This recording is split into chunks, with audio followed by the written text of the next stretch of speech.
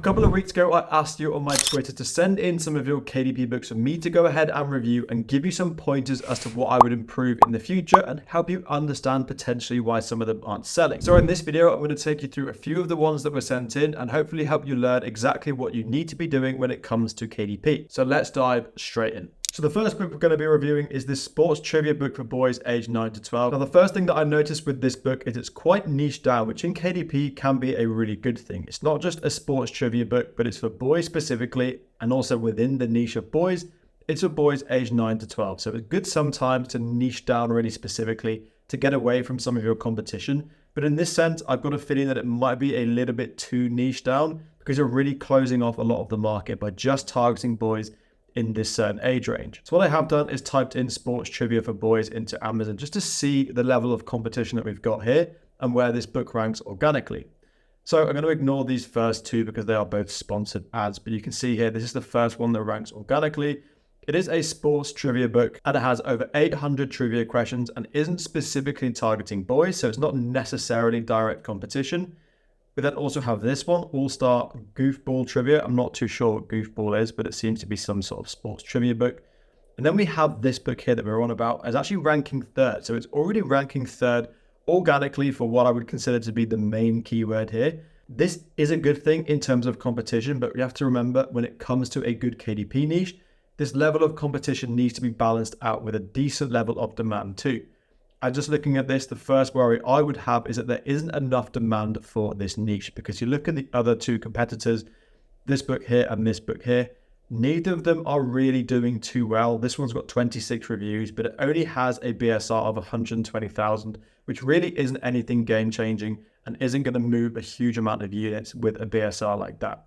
So this suggests to me there isn't a huge amount of demand for the main keyword around here or for this niche of sports trivia for boys. But I'm going to jump into Publisher Rocket now, type in some keywords and see if the data backs up that feeling that I have. So I'm in Publisher Rocket here and you can see I've typed in the keyword sports trivia for boys and you can see here some information. There are just not many searches at all for this and the competition score is very low. So just as I imagined, yes, there's not a huge amount of competition, which generally is a great thing for niche research, but there's actually no point in having low competition if there isn't enough demand for this niche. I'm looking at Publisher Rocket here. It has less than 100 searches per month.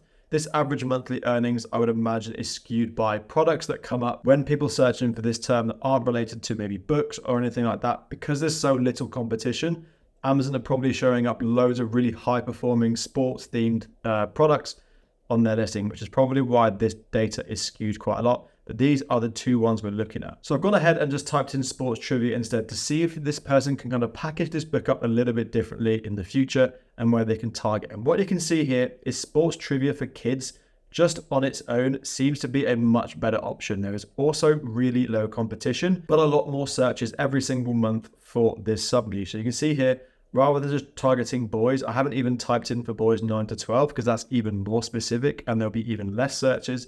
The fact that you could just target kids could be a really good opportunity for this person. So if this were me, I would actually stop targeting this really specific part of the sports trivia niche of boys 9 to 12 and actually just start targeting the niche of sports trivia for kids as a whole.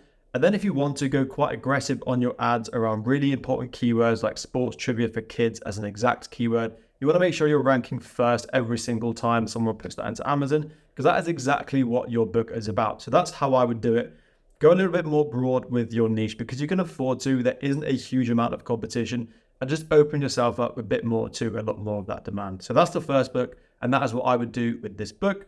But generally speaking, the quality of the book is clearly there because it has 5-star reviews and 6 ratings. They just need to market it and package it up a little bit better and use the data for that, which is why something like Publisher Rocket is a really, really useful piece of software. And if you do want to use Publisher Rocket, I have a link down in the description so you can access it there. Now, the second book that has been sent in is called Leading Without a Title, How to Lead from Any Position. And the first thing that stands out with me here is, first of all, the book cover is nothing really that special. It looks a little bit basic, but for a book like this, you might be able to get away with it. So I will let that slide here. However, just looking at this straight away, I'm thinking, how on earth is someone ever going to find this book? What are they typing into Amazon for them to find this book? Leading Without a Title, I would be extremely surprised if that is a keyword that anyone is actually searching into Amazon. So I'll just go over to Publisher Rocket now and see if that is something that people are typing in, but I would imagine it probably isn't. So as you can see, unsurprisingly, this keyword leading without a title is just very, very low on monthly searches. The competition is low, yes, but that's because no one is actually searching for it, and therefore no one else has made a book with this. So even just looking at this book now, I don't really understand exactly what it's about. It says how to lead from any position, so I guess it's something to do with management skills and business leadership. But these are all keywords: management skills, business leadership. These are keywords that this author needs to be putting in their title, their subtitle, because you have to put yourself in your ideal customer's shoes here. The person who's written this book needs to think, okay, here's my ideal customer. How are they going to come across this book on Amazon?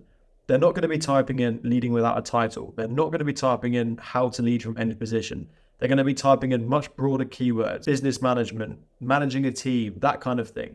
So again, the book itself might not be too bad, but there's no point in having a book if no one is able to find it. So for me, this book just isn't marketed properly. It's very, very difficult to find, and I would be very surprised if this book has ever made any sales or ever will make any sales. You can see here it was published in October 2023, has a bestsellers rank of 1.3 million, so it has sold a unit, but whether or not that was the author just selling the book to give it a proofread or seeing something like that, I'm not too sure. But looking at Helium 10, there is very little traction here. So I would be very surprised if this book has actually sold any organic unit. Just looking at the inside of it too now, this seems like it's a long form book. So I massively recommend publishing kind of medium content stuff like this sports trivia book that I showed earlier. So much easier to write and create, and so much less costly and time consuming too.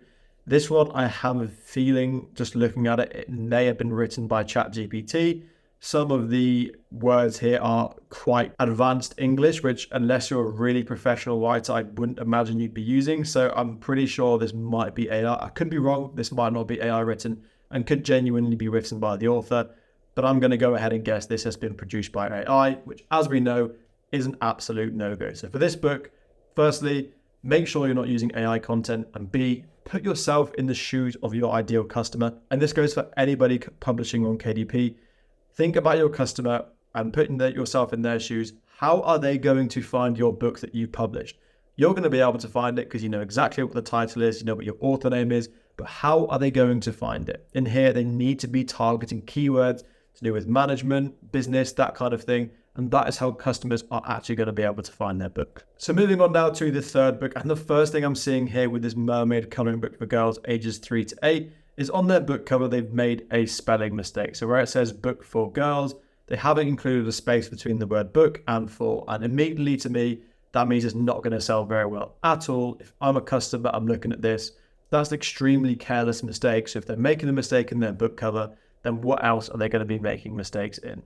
In terms of the actual interior, it seems like a pretty cool idea. Really cool, simple mermaid coloring pages with some quotes in there. So in terms of the interior, it actually looks like it might be okay. But I just mean this front cover here, that's just such a big error to make, and it just stands out. It's the first thing that I saw when I landed on this page, and it's just not a good sign either. It seems to me too as though they've also keyword stuffed their title. You've got the ellipsis here, which just suggests they've put so many things in their subtitle: amazing ocean animals, jellyfish, crabs, seahorse, starfish, even ellipsis after this here. So for me, it just looks as though they're just trying to cram loads of things in and doesn't fill me with confidence when I look at something like this. I'm also fairly certain that the niche of mermaid coloring book for girls is very, very saturated. So if we just go over to the tab here where I've searched it, mermaid coloring book for girls, you can see here there are some books that are performing extremely well. This one has a 594 BSR, which means it's selling thousands of units every single month.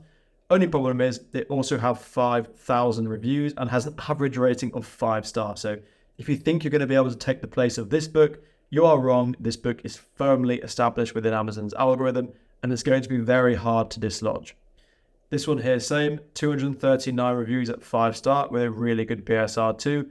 So this niche to me just seems like it's extremely saturated already. Now, I know this book has tried to niche down into the age category of 3 to 8, but that to me just seems a little bit random. I have seen ages 4 to 8 quite commonly on Amazon, but I've never seen a 3 to 8. So I'd be very surprised if that is a search term that a lot of people are searching in.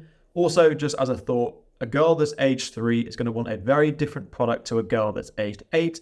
When you're opening up yourself to that big a difference in your ideal customer, you're just begging for bad reviews, because what's going to be great for someone that's age 3 is going to be really bad for someone that is aged 8. So you're just shooting yourself in the foot by having such a broad range here. So in short, with this book, I would basically say it's way too saturated, and also the quality of the book cover here just isn't good enough. There's spelling mistakes. They've clearly been a little bit careless with this. What I would do if it was me instead is probably niche down further, because Mermaid coloring is way too saturated at the moment. And rather than niching down to a certain age range, I would niche down into a certain kind of coloring page. So as you can see here, Mermaid color by number is still a Mermaid coloring book, so you can get a lot of traffic from that. But there is so much less competition. You see here, unicorns, mermaids, a more cute color by number book for girls, boys, and kids. 8,000 BSR, so this book is actually selling well. And then straight away you can see there are other color by numbers that do include mermaids, but they aren't specifically Mermaid color by number books. They're just general things, and the Mermaid might be one page of it. So in my opinion, there's definitely room for a Mermaid color by numbers book. So if I was this person, I would take the Mermaid coloring book and then niche even further down into a certain type of coloring book, in this case, color by numbers. And then you're just opening yourself up to so much less competition and still being able to capitalize on the same market and their demands. And now the final book that I'm going to be reviewing is this one called Open Rate Optimization, Strategies for Maximum Inbox Placement. And again, I hope you've learned from earlier on in this video, this is a very similar story to what this book is. Yes, it's a little bit different because they have got some relevant keywords. Open Rate Optimization, Strategies for Maximum, and then Inbox Placement, I would imagine, is also a keyword here. But what this book is all about is email marketing. And there's just absolutely nothing about email marketing in the title and in the subtitle. So if you go onto Amazon and you type in email marketing, this book just isn't going to show up. That's the sort of search result you want this book to be showing up for. You've included email engagement on your book cover. Why have you not included this in your title? You have to understand that just publishing a book that's a really good quality book doesn't actually mean anything if no one can find it. KDP is a game, and you have to learn how to play it. And a huge part of that is just thinking, how on earth are my ideal customers going to be able to find a book like this? And I'm about to sound like a bit of a broken record, but it's so important, and so many people just don't even do it. So unless this book is running extremely aggressive ads against search terms like email optimization, email management, email marketing, I doubt anyone's actually going to be able to find it, because it's not ranking for any relevant search terms that are really high in demand. Open rate optimization, I can't imagine that's a very high search term. I'm going to jump over again into Publisher Rocket and see what this book is ranking for. So as you see here, the main keyword that they've got is open rate in their title, and the keyword open rate just doesn't have any demand at all, again, when it comes to Amazon KDP. So this is a very similar story to that book I showed earlier. It's a good book potentially, but you need to make sure that people actually want your book before you start going ahead and creating it. So what you need to do, go into something like Publisher Rocket, see that there are really high search terms. Something like this sports trivia book for boys, the sports trivia tab here. Looking at this, sports trivia for kids, this is the research you should be doing before you even start creating your book. Now that this first person sees the sports trivia for kids has decent number of searches, there's low competition, it can sell you quite well every single month. They then know that the product they're making is going to be relevant for a certain customer, and people actually want it. On the flip side, you have this open rate book, no one's searching for it, so no one is going to buy it. And if you are wanting people to buy it, you have to be ranking for search terms like email marketing, email optimization.